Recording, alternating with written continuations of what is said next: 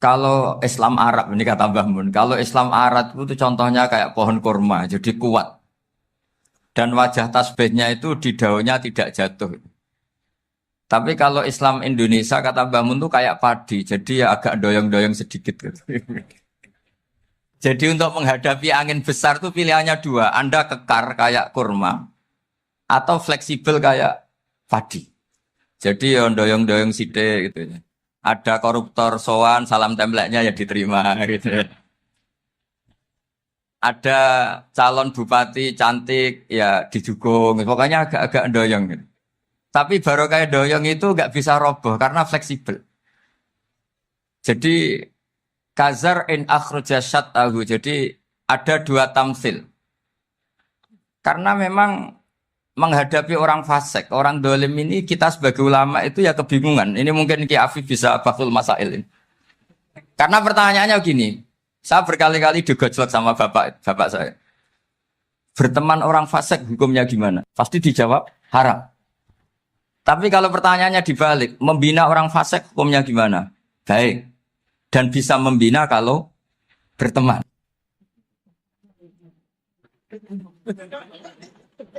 Makanya Gus Azaim pernah bikin seni deh, muktamar seni. Anggap saja madhabnya seperti itu. Gitu. Jadi ya agak doyong-doyong sedikit. Masa ketop berteman orang yang macam-macam. Tapi itu fleksibel. Nyatanya tetap soleh sampai sekarang gitu. Itu berarti itu ya. Ya gitu kata Bangun itu. Jadi untuk menahan angin yang besar pilihannya hanya dua. Anda kokoh kayak pohon kurma atau fleksibel kayak padi. Nah, Islam Indonesia kata Mbah Mun itu pari wae katanya, padi. Jadi ungkapan-ungkapan para masyayikh ini penting karena khazanah yang saya baca. Saya berkali-kali cerita ini dalam kitab Khilyatul Auliya. Itu Abu Nu'aim Al-Asfihani cerita tentang riwayat Sufyan bin Uyainah. Ini gurunya Imam Syafi'i. Itu setiap kali Nabi Isa dan Yahya, ini dua nabi yang sekurun, sama-sama masih muda. Nabi Yahya itu senengannya dolan ke orang-orang soleh, menyambangi orang-orang soleh. Tentu itu bagus. Tapi kalau Nabi Isa ini suka menyambangi orang-orang yang fasik, orang-orang yang nggak jelas. Ketika dua beliau ini ketemu, tentu yang perlu jawaban Nabi Isa karena kontroversi, berteman sama orang-orang yang nggak jelas. Kata beliau, innama ana tabibun udawil mardo. Seorang kiai, seorang nabi, orang yang baik itu ibarat dokter. Di mana-mana dokter tuh ngobati orang yang apa? Sakit. Kalau Anda dokter dan peneliti satu penyakit, pasti cari daerah yang banyak pandeminya. Masa neliti pandemi di orang-orang yang apa? Sehat. Jadi ini juga perlu dibahsul masail karena tadi dibolak-balik itu. Bina orang berteman orang fasik hukumnya haram karena wa in kana dasarin fajanibhu suratan. Tapi kalau bina orang fasik hukumnya baik. Bisa bina kalau berteman. Jadi fikih itu ya karena dibolak-balik. Makanya sholat juga gitu. Sholat yang tumak ninah yang lama itu ya bagus. Masa jagongan mbek pangeran enggak asik. Jagongan sama teman aja asik, masa jagongan sama pangeran tidak apa? Asik.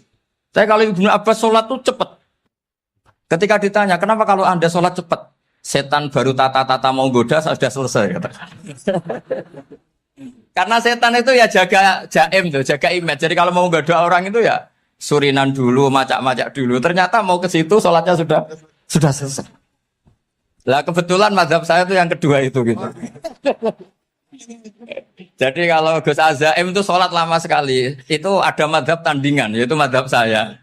Itu karena ini sepuh saya, meskipun top beliau tapi sepuh saya. Saya sudah 50, beliau baru 40. Ini berarti baru memulai kiai. Kalau pakai umur nubuah ini baru tapi memulai. Jadi madhab itu penting. Jadi pembanding itu harus diutarakan. Sehingga dalam fikih manapun, itu sebuah madhab, itu harus diuji itu lewat pembanding.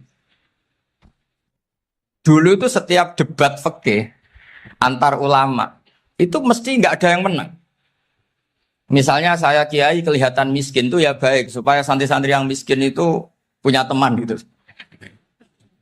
Karena rata-rata santri itu miskin. Nah, dikancani kiai kan seneng gitu. Tapi problemnya kiai yang miskin itu ya nggak bisa nolong santri karena dia sendiri apa? Miskin. Gitu. Makanya dulu Imam Syafi'i itu pengagum orang miskin. Setelah ngaji Imam Malik tanya, ya Imam Malik, orang yang sealim jenengan itu siapa? Jawabnya Imam Malik lucu. Dulu Abu Hanifah, sekarang orangnya sudah meninggal ya.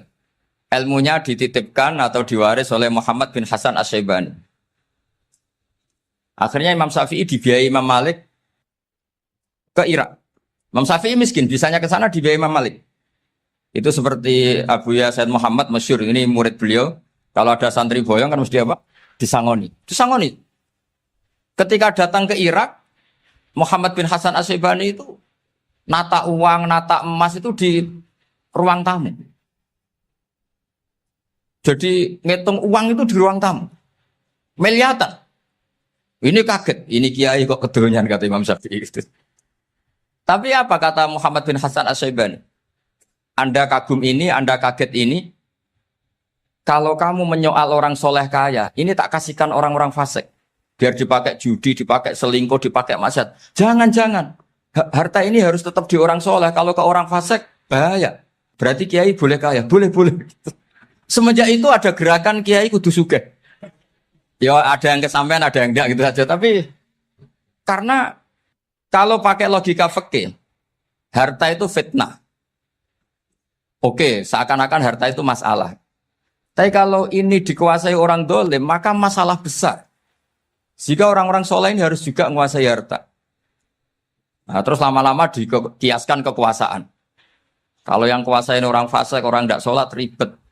Akhirnya kiai terus dukung, ya akhirnya ikut politik tadi. Nak menawa bupatinya kena diatur gitu. Diatur kon sholat, orang yang sesi proposal, maksudnya diatur yang sholat maksud. Ini cerita-cerita apa logika-logika fikih. Makanya saya sering ngaji kitab-kitab itu, di antara yang saya suka adalah ada dialog besar yang terjadi di antara orang-orang pilihan, termasuk bahkan di antara para nabi dan Tuhan. Jadi unik. Allah sendiri kadang mengajari kecerdasan para nabi itu ya lewat dialog. Masyhur itu, Nabi Ibrahim itu punya ruang khusus untuk sholat dan tidak boleh siapapun masuk situ. Tahu-tahu ada yang sudah di situ. Beliau membuka, kaget. Siapa memberi izin ke kamu yang punya rumah ini? Saya yang punya rumah dan saya tidak memberi izin kamu. Yang memberi izin saya itu yang punya saya, kamu dan rumah ini. Yaitu Allah Ta'ala katanya. Wah berarti kamu malaikat dong? Iya saya malaikat Israel. Disuruh nyabut nyawa kamu. Ya agak sopan karena agak pernah mondok di Salafiyah itu akhirnya Nabi Ibrahim bilang, wah itu keliru, Anda pasti keliru. Hal ra'aita habiban yumitu habibah, hal ra'aita khalilan yumitu khalilah. Saya ini Khalilur Rahman, saya ini kekasih Allah. Masa ada kekasih bunuh yang dikasih? Itu Israel akhirnya ngaji, masuk akal juga. Ternyata perintah ini mungkin hoax ya. Pokoknya dia terus mikir akhirnya. Iya ya, masa ini kekasih Allah kemudian oleh Allah dibunuh, dimatikan. Terbanglah Israel, matur lagi ya Allah, kata Ibrahim, hal ra'aita khalilan yumitu khalilah. Masa kekasih bunuh yang dia apa? Kasih. Kayaknya masuk akal Gusti. Mulai ngaji lah kira-kira gitu malaikat. Akhirnya oleh Allah dijawab, ya sudah begini, kamu datang ke Ibrahim bilang, hal ra'aita habiban yakrahu ayyalqa habibah. Masa kekasih tidak siap ketemu yang dikasih. Nah, jadi akhirnya Nabi Ibrahim, Israel datang lagi. Logikanya sekarang enggak gitu, begini katanya diajarin. Hal ra'aita habiban yakrahu ayyalqa habibah. Masa kekasih tidak siap ketemu yang dikasih. Kata Ibrahim, oke, ya, terus mau meninggal. Jadi kalau jenengan cinta betul sama Allah ya harus, ya tidak usah, jangan sekarang tapi. Kalau mati di rumah aja, kalau di pondok ngerepotnya kiainya nanti. Tapi nanti setelah punya cucu banyak lah. Nah, Barokahnya baca ini dialog-dialog orang pilihan ini akan tersibak. Karena tidak dalam semua kebaikan itu nggak ada logikanya. Rata-rata ada logikanya. Misalnya begini. Kalau Anda orang soleh, kemudian anak Anda pamit mau sekolah di Jerman, pilihan Anda mengizinkan apa enggak? Karena potensi jadi fasik ya tinggi karena di tempat-tempat mas. Potensi berdakwah dari daerah yang untuk daerah yang tidak ada dai-nya menjadi ada. Itu mesti ulama itu berdebat. Misalnya punya anak pamit mau kembali atau keluarga. Yang satu cara berpikir optimis. Awal ada dai di beberapa negara Eropa itu ya barokahnya imigran, pekerja, mahasiswa. Dan semua itu bumi Allah, harus ada tasbih, harus ada tahmid. Dan itu harus dimulai dari kemauan atau mengizinkan anak asuh kita ke sana. Tapi di sisi yang lain potensi jadi fasik itu tinggi sekali. Momennya iman pas-pasan. Nah hal-hal seperti ini itu pasti jadi perdebatan. Dan kita harus menjawab. Dan tadi kayaknya di semua Basul Masail, Pondok Salafiyah jawabnya pede semua. Nggak ada ragu, nggak ada khilaf. Baguslah kalau pede. Meskipun nanti mungkin ada ulama lain yang cara berpikir apa? Berbeda. Sehingga, ini saya cerita ya. Sehingga di kitab-kitab fikih, misalnya saya kok hidup di Bali sudah punya komunitas ngaji. Itu kok saya pindah ke Sukorejo sini. Banyak ulama yang mengatakan haram. Karena membiarkan bumi Allah yang sudah pernah ada orang yang sujud, kemudian ditinggalkan kosong, dan kemudian dikuasai orang yang tidak sujud. Jadi dianggap itu pembiaran. Jadi banyak di kitab Qalyubi, sarahnya Mahalli, jika ada seorang muslim yang hidup di negara orang kafir, dia nyaman, tidak dapat teror, itu nggak boleh lagi pindah ke negara Islam yang sehat. Karena takutnya li'alla yastau li'al kafir tilkal buk'ah, supaya bumi itu tidak dikuasai orang kafir. Jadi ini hal-hal yang para fuqaha itu harus berdebat. Karena ini masalah-masalah furu'iyah. Sehingga mulai dulu ya banyak ulama yang nyun sewu berpolitik. Mulai Wali Songo sampai sekarang alhamdulillah yang minat banyak. Mungkin bedanya ikhlas sama tidaknya. Tapi kalau saya pernah dikeluhin utusan dari ya komunitas. Islam Indonesia itu dulu itu ceritanya banyak yang dari Kamboja. Kalau dulu orang cerita itu orang Cempa. Itu setelah di Indonesia besar Wali Songo dan Brawijaya 5 itu sudah mulai oleng, itu singkat cerita mereka berpikir ingin bikin kerajaan apa? Islam di Demak Mintoro dengan raja pertama yaitu Raden Fatah. Karena Raden Fatah ini putra Brawijaya. Padahal setelah jadi kerajaan ini era cucu sudah konflik, berebut kekuasaan. Akhirnya sampai jadi Jipang, jadi Jogja, jadi Solo dan seterusnya. Tapi kata Mbah Mun itu tetap barokah. Karena orang Islam terus terbiasa mimpin. Sekeliru-keliru sidik, sebagai orang Islam biasa mimpin. Sehingga zaman Mbah Hashim ya sudah mimpin Masumi, zaman Ki As'ad pengaruhnya besar. Sampai sekarang Kiai-Kiai pengaruhnya besar. Nah barokahnya Kiai-Kiai pengaruh besar ini sampai moral jadi ukuran. Misalnya sekarang ada calon bupati kok nggak sholat, itu pasti kalah. Jadi sholat itu jadi tolok ukur untuk calon apa? Bupati. Meskipun mungkin punya efek pura-pura sholat, tapi nggak apa-apa lah. Sementing moral ini jadi ukuran. Sementara yang di Thailand, di Patani, itu karena dulu pelajarannya tasawuf, itu orang nggak ambisi mimpin dunia. Tahu-tahu dipimpin. Dan akhirnya nyuwun sewu ya saage Islam-Islam yang dulu terlalu tasawuf. Karena nggak punya pengalaman memimpin, akhirnya lazimnya konsekuensinya hanya dipimpin. Tapi Islam Indonesia beda. Karena kulino mimpin, itu akhirnya dari orang Islam biasa menjadi Islam yang sholat, sampai Islam yang bisa ngaji itu bisa mimpin negara.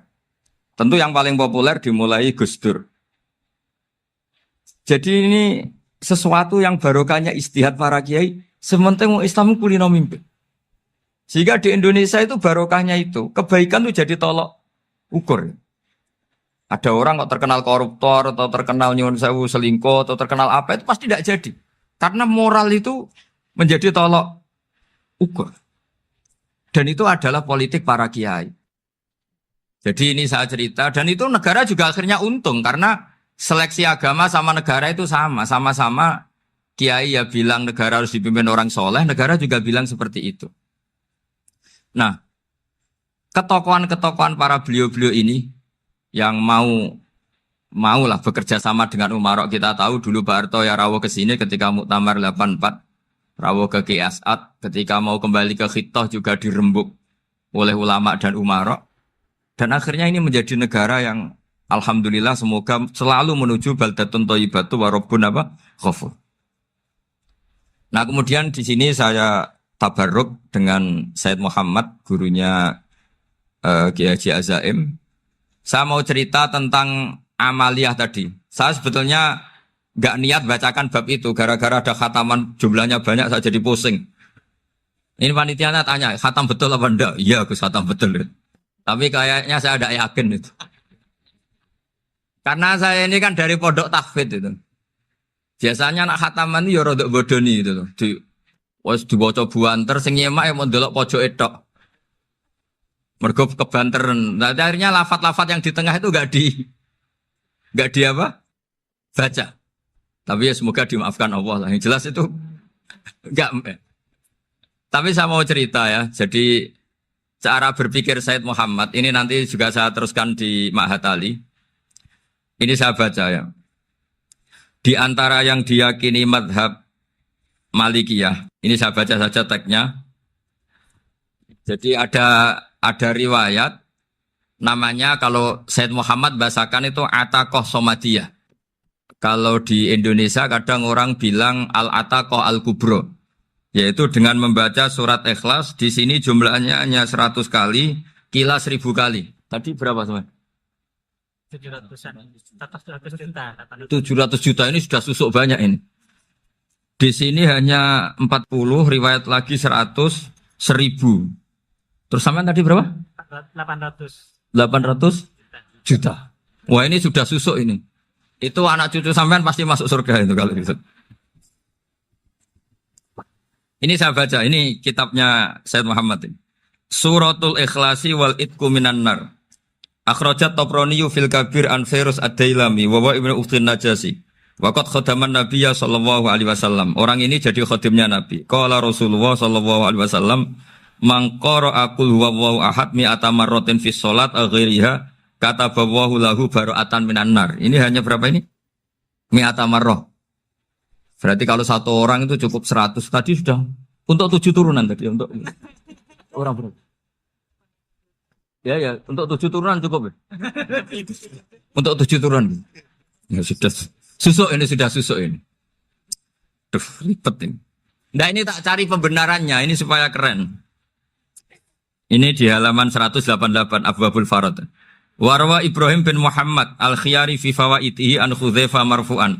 Man qara'a qul huwallahu ahad alfa marratin faqad ishtara nafsahu minallah. Berarti 100, ada riwayat lagi 1000. Nanti tak carikan lagi yang berapa? 1 miliar. Jangan banyak-banyak. Nah, ini saya baca ya. Wa hadzal adatu huwa al-ma'rufu bi ataqatis somadiyah. Wa qad nassa jama'atun min mutaakhiril malikiyah ala istihbabi ataqatis somadiyah. Wa haddu ala qiraatiha wa istimaliha. Minhum Asy-Syaikh Abdus Salam Al-Asmar sak terusé niku. Jadi kullu haula'i istahabbu ataqatas somadiyah ma'atirafi ba'dihim kal misnawi bisyidati du fi hadisiha. I'timadan ala anna hadza minal fadha'il allati yutasahalu fiha. Faman sa'a yasta'milaha raja'a husula ma fiha fala ba'sa bidzalik. Ala syarti alla ya'taqida thubuta dzalika anin nabi sallallahu alaihi wasallam hatta la yaqa fil kitsbi alaihi. Jadi intinya itu silahkan Anda bikin jumlah sesuai versi Anda. Yang penting Anda jangan kampanye kalau itu perintah Kanjeng Nabi Muhammad sallallahu alaihi wasallam. Karena kalau kamu atasnamakan Nabi kemudian jumlahnya sampai 800 berapa?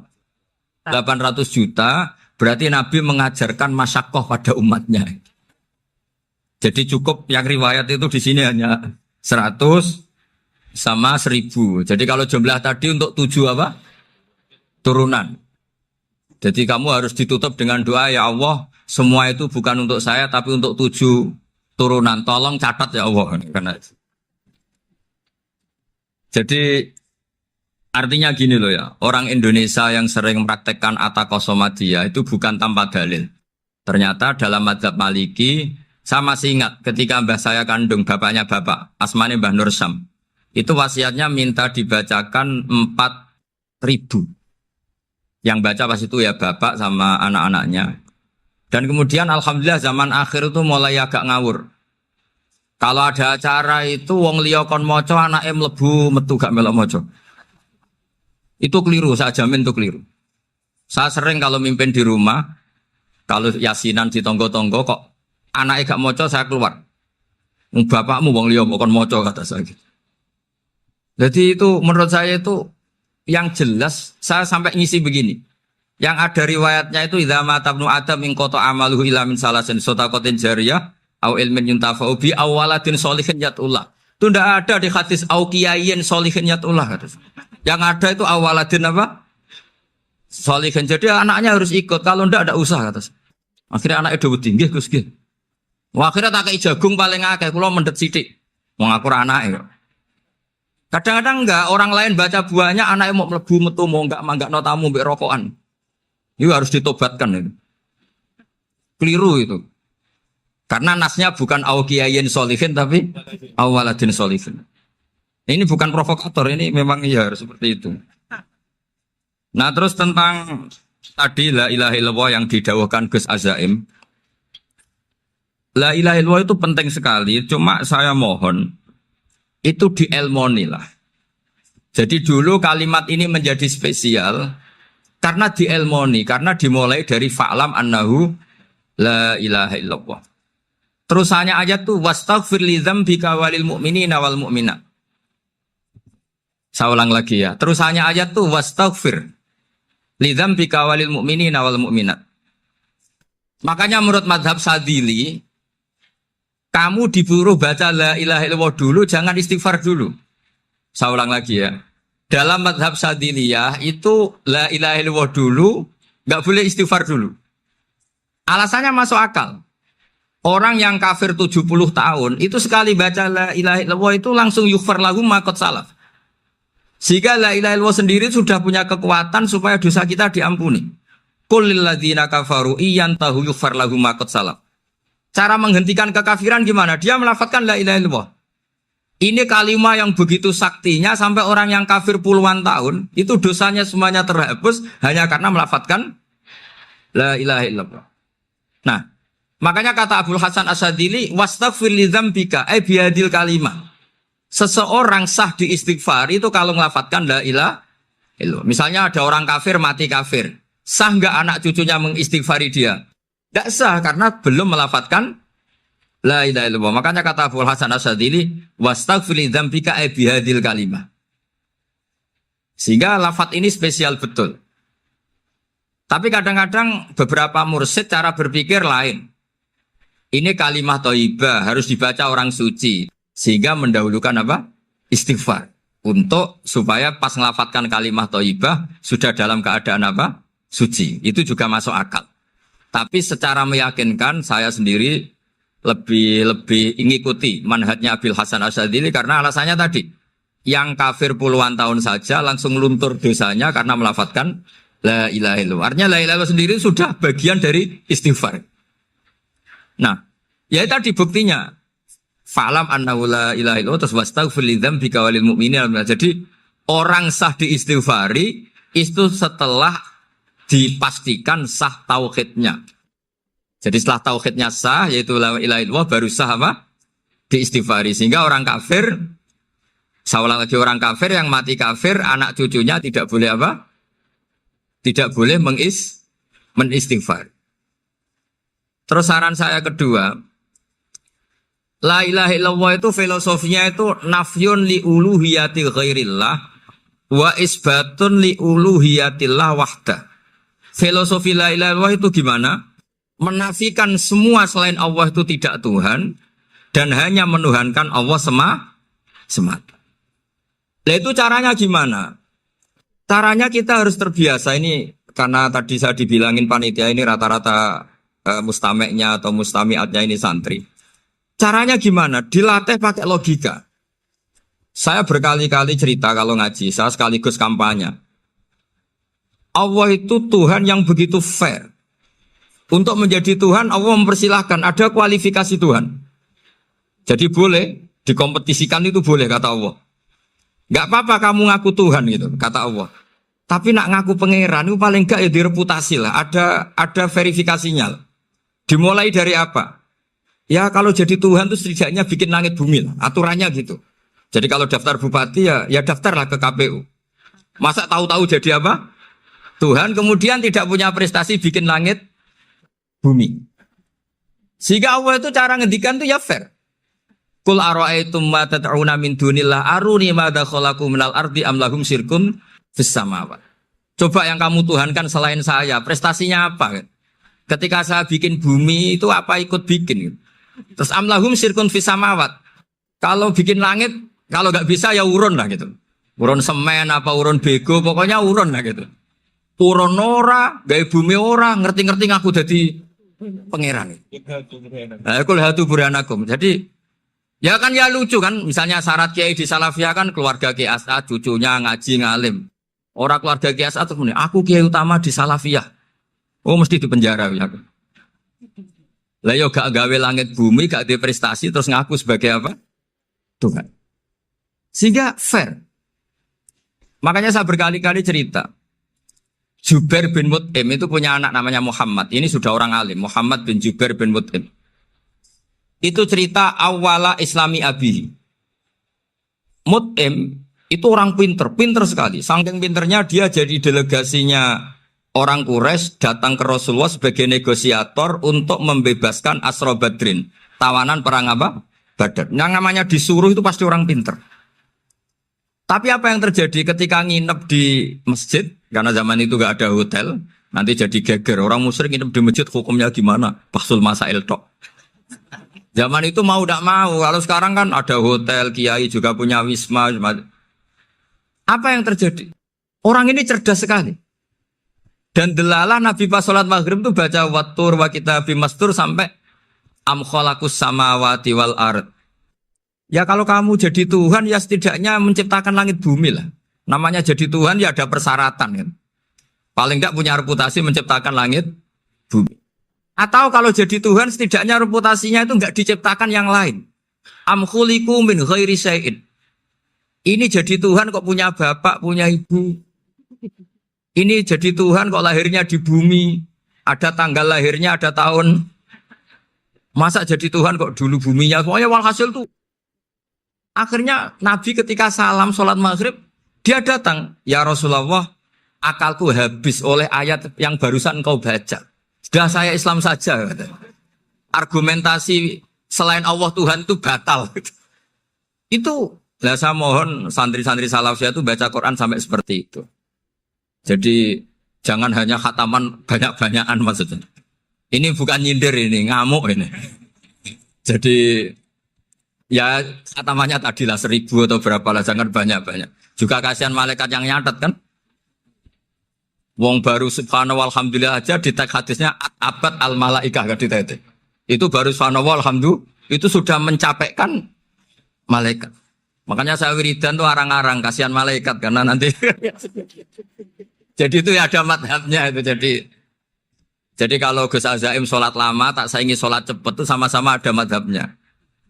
Yang cepet kayak saya tadi setan pas tata-tata mau goda pas rukuk saya sudah itidal, mau goda itidal saya sudah sujud pusing dia. Tapi jangan tiru ini madhab yang agak-agak khusus lah sudah cara orang Madura agak khilaf gitu. Khilaf ya. Khilaf ini agak khilaf ini sudah. Tapi saya ingin lah, sampean kalau ngaji Quran itu dilatih berlogika. Jadi Allah itu fair. Gak apa-apa kalian ngaku Tuhan tuh gak apa-apa, tapi tunjukkan prestasi kamu apa. Aruni madza khalaqu minal ardi am lahum syirkun fis samawati. Am khalaqus samawati wal ard. Diulang lagi am khuliqu min ghairi syai'in. Setidaknya kalau jadi Tuhan itu ya enggak butuh yang lain lah.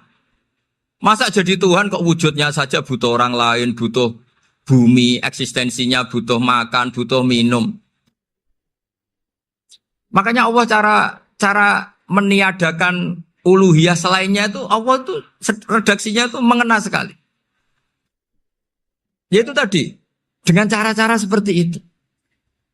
Sebagian ayat disebutkan ma asyattuhum khalqas samawati wal ardi wala khalqa anfusihim. Wong Tuhan kok nggak punya reputasi bikin langit, bikin bumi, bahkan untuk menciptakan dirinya sendiri saja nggak bisa. Ya sudahlah, kamu nggak usah ngaku Tuhan, nggak level katanya dia tahu gitu. Akhirnya terus ditemukan Tuhan yang sejati, yaitu wal awwalu wal akhiru wal zahiru wal batin. Nah itu yang Mut'im ini tadi termasuk orang yang sangat cerdas sekali. Padahal itu bacanya bukan pas basul masail, enggak. Nabi pas sholat maghrib. Juga bukan pas ceramah, enggak. Tapi itu didengarkan. Makanya termasuk ini spesial untuk hormat saya kepada Ki As'ad. Makanya saya ini kalau mentasjek santri-santri, ini agak sensitif, tapi sudah saya tidak perlu takut fitnah. Saya termasuk kenapa saya ingin jadi ahli tafsir, tentu yang membentuk itu Mbah Maimun dan bapak saya. Bapak saya itu hafal Quran kayak hafal Fatihah. Saking senangnya Quran itu. Mungkin bisa kamu saingi itu. Itu adalah orang kafir itu bisa paham Quran. Itu sangat menyinggung saya. Orang kafir itu bisa paham Quran. Ketika Umar Islam itu karena mendengar apa coba? Mendengar apa? Quran. Dan itu masih kafir apa sudah Islam? Masih kafir karena kalimat-kalimat yang di Quran itu begitu jelas wal kitabil mubin sehingga didengarkan orang kafir pun tuh ngefek. Makanya ketika Umar datang ke saudari putrinya, kemudian dengar Toha ma anzalna alikal Quran apa? Litasqa, itu dia terus iman. Begitu juga Mut'im. Itu ketika dengar Nabi baca surat At-Tur ya langsung iman. Makanya kata Ibnu Jarir At-Tabari, kamu jangan pernah bilang gini, syaratnya paham Quran itu harus alim, harus gini. Lah nanti berarti orang kafir punya alasan di depan Allah, ya Allah, engkau ngandani kami dengan Quran yang nggak bisa difahami kecuali alim dulu. Lah saya alim gimana? Nggak pernah mondok. Mondok gimana? Saya kafir. Jadi artinya gini loh, kata Ibnu Jarir At-Tabari, Allah tidak mungkin mengatakan gini, ifhamil Quran bima la fahmalaka. Quran itu harus kamu fahami. Sementara orang kafir karena lafadznya Quran khusus nggak bisa memahami. Makanya Quran itu dibaca. Itu banyak orang kafir yang menjadi muslim karena mendengar apa? Al-Quran. Padahal kafir. Nah termasuk tadi Muhammad bin Jubair bin Mut'im ini itu menjadi Islam ya karena mendengar Quran. Padahal dia saat itu masih apa? Kafir. Karena tadi logika misalnya nggak paham secara lafadz Arab. Sekarang misalnya nyuwun sewu ada orang ateis. Saya pernah didatangi seorang ateis yang nggak percaya Tuhan. Saya mau Islam Pak Ba, asal Anda bisa menjelaskan Tuhan itu siapa. Coba Quran dibaca secara makna, tidak secara lafadz tapi secara makna. Begini misalnya, ada orang ateis datang ke saya, Pak Ba, saya mau Islam, asal Anda bisa menjelaskan Tuhan itu siapa. Terus saya tanya, ini ngajak goblok-goblokan apa pinter-pinteran, kata saya. Terus dia jawab, ngajak pinter-pinteran Pak, saya ini doktor katanya. Maksudnya di akademiknya dia doktor, mungkin jurusan matematika atau apa, tapi di ketuhanannya jeblok. Terus tak tanya, kalau ini ada kertas, kamu suka ada rumusnya apa suka ada? Ya suka ada rumusnya. Kenapa ada kertas? Ya karena ada yang bikin. Nah kira-kira berstatus membikin atau membuat, itu sesuatunya mewujud apa enggak? Ya pasti mewujud lah, pasti ada. Ya sudah, anggap Tuhan itu adalah sebab dari semua yang ada. Masa alam yang seperti ini, langit dan bumi ini mewujudat, kemudian kamu katakan kholaqohal adam, bahwa alam raya yang mewujud ini diciptakan oleh ketiadaan. Ya juga, berarti Tuhan itu ya. Ya itu yang namanya Tuhan. Lah mulai dulu kiai-kiai ngomong gitu kan saya Islam katanya. Jadi kiai-kiai itu kadang-kadang kalau dakwah pokoknya KBU digawe Tuhan. Beda dengan dakwanya orang-orang mantek. Orang-orang mantek itu kan nggak pernah nyebut Allah. Ini alam hawadis, la budda min muhdis. Meskipun mereka, nah muhdis ini menurut Islam namanya Allah. Tapi sebetulnya kan nggak langsung bilang Allah. Jadi tak kasih tahu, alam raya ini mewujud nggak? Ya mewujud Pak. Bisa nggak sesuatu yang nggak ada menjadi faktor wujudnya yang ada? Ya nggak bisa, namanya nggak ada itu nggak bisa jadi faktor. Nah itu hebatnya ulama-ulama kita. Ketika mengenalkan Allah itu siapa? Zat yang wajibil wujud. Jadi kita ini kalah pinter be ulama-ulama dulu. Ya alhamdulillah kalahnya sama ulama dulu. Kalau kalah sama ulama sekarang isin lah. Jadi ulama dulu sudah pinter. Pasti pertanyaan dasar manusia, hadil maujudat tuh man khalaqaha, siapa yang menciptakan? Kalau kamu langsung jawab Allah atau Tuhan, mereka pasti tidak nerima. Ya jawab saja, hadil maujudat mesti khalaqaha maujudun. Nah berhubung maujud ini berstatus pencipta, harus super. Lah super ini oleh ulama disebut wajibul wujud atau musabbibul asbab. Yang oleh Islam dinamai Allah. Tapi kita langsung ngomong Allah, ya mesti aja bingungkan kan bagi yang bingung maksudnya. Ya saya mohonlah kalimat-kalimat la ilaha illallah itu diamatilah, diresapi sampai seperti penjelasan saya ini, sehingga punya kualitas ilmu. Karena syaratnya memang fa'lam, harus punya kualitas apa? Ilmu. Ilmu itu apa? Ma'rifatus syai' ala ma huwa alaih.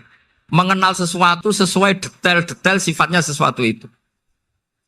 Misalnya kalau Allah sudah jadi Tuhan, ya harusnya qabla kulli syai'. Masa Tuhan sama yang dituhani wujudnya dulu yang dituhani. Ditemukanlah sifat awal atau qadim. Makanya benar Gus Azaim tadi, kalau sudah bertauhid harus hafal akidah berapa khamsin. Dimulai apa? Wujud. Kenapa harus dikatakan wujud? Karena alam raya ini kadung maujudan. Hadhil alam maujudun. Masa maujudun khalaqahul adam? Masa maujudat khalaqahul adam? Nah itu yang disebut am khuliqu min ghairi syai'in am humul khaliqun. Jadi saya mohon semohon-mohonnya, cobalah tradisi-tradisi lihat baru ayat ini dihidupkan lagi, sehingga kita baca Quran itu sekaligus menjadi orang yang sangat argumentatif. Karena Quran adalah qul falillahil hujjatul baligh. Dilatih. Jangan bosan dilatih. Makanya kalau saya baca ayat-ayat seperti itu, cek fair Allah. Fair betul. Enggak apa-apa saya punya pesaing kata Allah, tapi yang imbang dong. Pas aku gawe langit ya bantulah. Atau ada langit tandingan lah kira-kira gitu. Kalau saya bikin bumi ya ada bumi. Nah misalnya sekarang orang Cina bikin matahari, materinya dari mana coba? Dari yang sudah ada sekarang kan?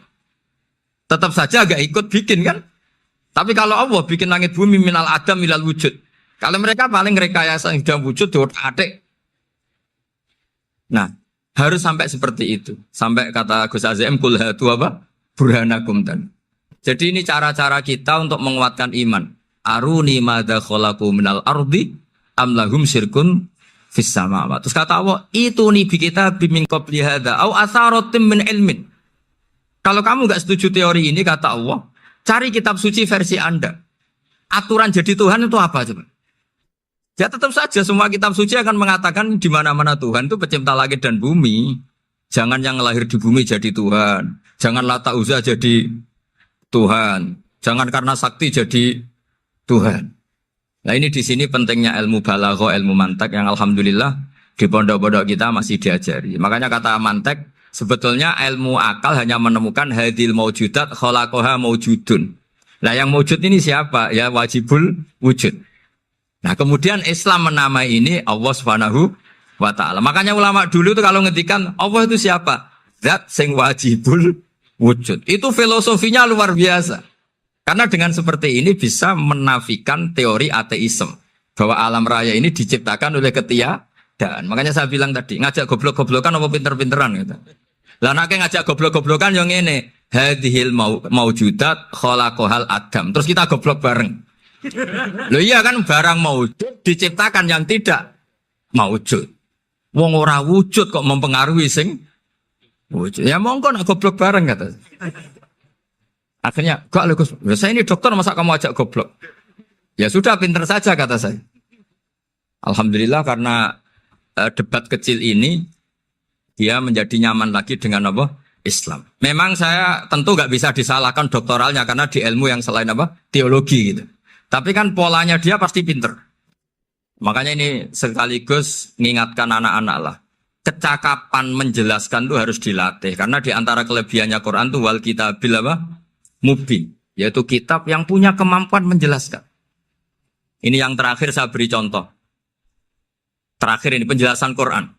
Dulu orang kafir itu cara berpikir itu begini. Muhammad, urusan kita ini banyak, problem kita banyak. Masa iya urusan yang banyak ini cukup dengan satu Tuhan? Kalau problem banyak ya Tuhannya harus banyak. Ada Tuhan pohon, Tuhan hujan. Kayak Cina itu ada Dewi Kuan Im keberuntungan, ada yang sial. Pokoknya diurus yang banyak lah. Maka mereka bilang aja'alal alihata ilaha wahida inna hadza la syai'un ujab. Ini aneh urusan banyak kok Tuhannya satu ini aneh lah. Tapi Nabi secara sabar dan yang diomongnya orang kafir. Tidak anak Mahatali, orang kafir. Jadi nanti kalau anak Mahatali gak paham Quran kebangetan orang kafir saja paham. Akhirnya Nabi secara santai, secara rileks memberi penjelasan gini. Kalau Anda menjadi buruh, kalau orang Arab dulu bilang abdan. Kamu suka enggak punya majikan banyak, perintahnya beda-beda, semuanya memaksa kamu untuk nurut. Sama punya majikan satu yang baik. Ya enggak suka lah Muhammad kalau majikan saya banyak, semuanya berhak merintah saya, enggak enak. Majikannya satu saya, satu saja. Terus kata Nabi, Tuhanmu itu majikan kamu. Kalau Tuhannya banyak, kamu bingung. Berarti perintahnya banyak. Akhirnya mereka paham. Dan itu segampang itu Allah memberi penjelasan. Dorobawo masalah rojulan fihi syuraka umutasyakisuna wa rojulan salamal lirojul hal yastawiyani masalah alhamdulillah. Langsung diberi analogi. Kalau kamu jadi buruh punya majikan banyak yang perintahnya beda-beda, kemudian jadi buruh yang majikannya satu, kamu milih mana? Ya milih satu Muhammad. Ya sudah. Kalau Tuhannya banyak, perintahnya banyak, kamu juga bingung. Langsung menjadi faham. Ketika ada orang tidak ikhlas, Nabi cara memberi penjelasan juga gampang. Misalnya saya dikasih uang Gus Azaim 1 juta. Kemudian matur nuwun saya sama Pak Afif. Aneh enggak? Saya ini orang aneh enggak? Orang aneh enggak? Itu Nabi kalau mencontohkan orang tidak ikhlas gitu. Kata Rasulullah, orang tidak ikhlas itu sebagaimana orang beli budak. Min kholisi malih. Budak itu dibeli dari uangnya sendiri. Kemudian fa'amila hadal abdu budak ini kemudian bekerja dan a'tohullatahu. Hasilnya dikasihkan sama orang lain. Terus Nabi memberi percontohan. Ayasurrukum ayyakuna abdukum kadzalik. Apa kamu suka kalau budak kamu seperti itu? Dulu orang-orang dulu kan beli budak untuk disuruh bekerja terus disuruh setor apa? Hasilnya. Jadi budaknya kamu yang beli, yang biayai. Kalau sekarang mungkin gak ada budak gini lah. Saya nyuruh Zaid, tak kasih mobil, tak kasih bensin, tak kasih uang jalan supaya narik angkot. Hasilnya disuruh ngasihkan saya. Ternyata dikasihkan orang lain dan matur nuwun sama orang. Kamu suka punya budak seperti itu? Ya tidak suka ya Rasulullah. Ya ibaratnya seperti itu. Bumi yang bikin Allah, nyawa kamu yang bikin Allah, semua fasilitas dari Allah. Kemudian kamu menyembah selain Allah. Segampang itu. Dan Nabi telaten sampai dulu yang mayoritas orang kafir menjadi mayoritas Muslim dan semuanya tanpa paksaan la ikroha fiddin karena qad tabayyana rusdu minal ghayy. Nah, cara tabayyana gimana? Yaitu punya kemampuan menjelaskan. Wal kitabil apa? Mubin. Ini makanya saya mohon lah. Ini saya mohon semohon-mohonnya anak-anak ini kan kader-kadernya Mbah Samsul Arifin, Mbah As'ad, Gus Fawaid, sekarang Gus Azaim semuanya harus punya kemampuan wal kitabil apa? Mubin. Sehingga di antara sifatnya Nabi itu fatonah, punya kecerdasan. Nabi itu gak pernah debat kalah. Itu meskipun sudah terdesak gak pernah kalah. Pernah Nabi itu ngendikan la'adwa walati orata. Tidak ada penyakit menular. Ada orang yang mungkin kurang suka iseng. Ada onta yang sudah gudiken dijejerno sama yang waras. Ternyata yang waras jadi gudiken. Akhirnya Nabi diundang lah kira-kira gitu. Ya Rasulullah kata engkau gak ada penyakit menular. Tapi ini unta yang enggak gudikan tak jejerkan yang gudikan ikut gudikan. Berarti kan menular. Nabi santai jawab, "Faman jarrobal awal." Lalu yang pertama gudikan ketularan siapa katanya. Wah kalau ini asli Nabi ya sudah seperti itu. Jadi ngiranya dia menang karena yang gudikan pertama nulari yang kedua. Ternyata Nabi tanyanya lagi faman jarrobal awala yang gudikan yang pertama siapa? Oh ini asli ya maksud saya itu. Jadi Nabi itu gak pernah kalah. Karena Nabi punya apa? Fatona. Jadi saya mohon ya tadi makanya ini efeknya itu khatamannya gak boleh banyak-banyak ya.